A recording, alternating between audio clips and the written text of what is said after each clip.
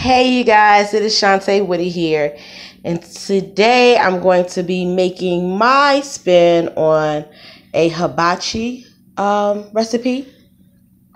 So my ingredients are some squash and some zucchini, some lemon juice. I get this angel hair coleslaw from Walmart. You can get it also at Harris Teeter or Whole Foods. I really like it because it's already shredded and it's really thin, and it's a great replacement for rice. I have some fresh and clean mushrooms, some peppers and onions. I got those out of the frozen section at my local grocery store for convenience, so you don't have to just slice them up yourself. And for my sauce, I'm going to be using coconut milk and some vegetable seasoning and some other seasonings that I have here. So without further ado, let's get started. So here in my flat griddle, I have my vegetables sauteing. Of course, I use my ultimate favorite, avocado spray. It has a high heat point, and it also doesn't burn your food, and it's better for you. It's cholesterol free. So I'm going to just cook my vegetables down a little bit so they get nice and loose.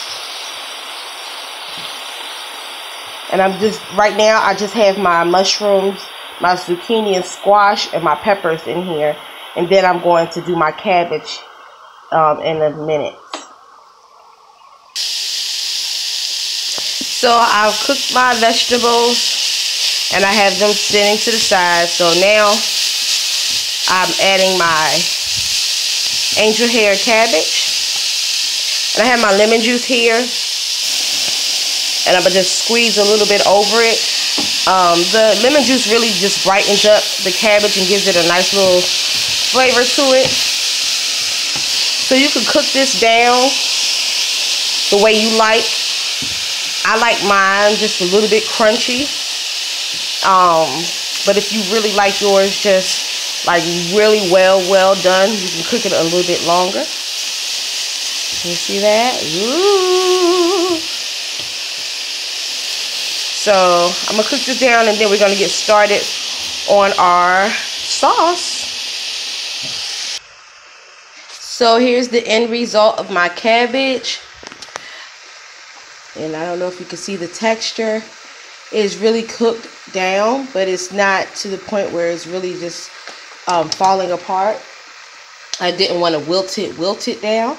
So you can also add soy sauce or the Worcestershire sauce. This is what I added to mine. So we're going to get started on our sauce. And in my saucepan, I have the 2 cans of coconut milk, 13 ounces. And let me tell you, this coconut milk is so versatile. I use it for everything. It does not have a strong coconut flavor, so you don't have to worry about it tasting like coconut. As you can see, it is starting to come to a simmer. And to this, I'm going to add my vegetable seasoning.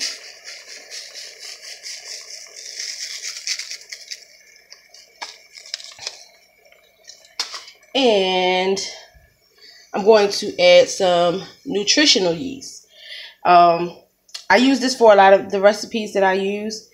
It has a cheesy type of flavor to it, and it's not like your active yeast that you would cook bread with. It's actually a really good vegetarian food. It has some B vitamins in there, B12, and vitamin B and C. And so I'm going to incorporate my nutritional yeast and my seasoning to this. And I'm also going to, lost my whisk. Trying to do this with 2 hands. Also want to add some Italian seasoning to this, and it is coming to a boil, and that's how it's going to thicken up. So I'm actually going to turn my burner down and come back to you guys after I have washed off my whisk and come back and show you what I have done.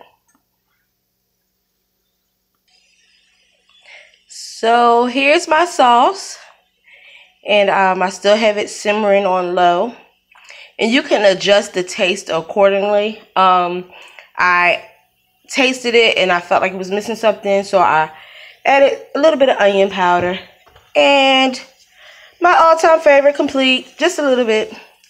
And so I'm gonna take a spoon so you can really see the texture of the sauce. It's not thin, it's not really thin.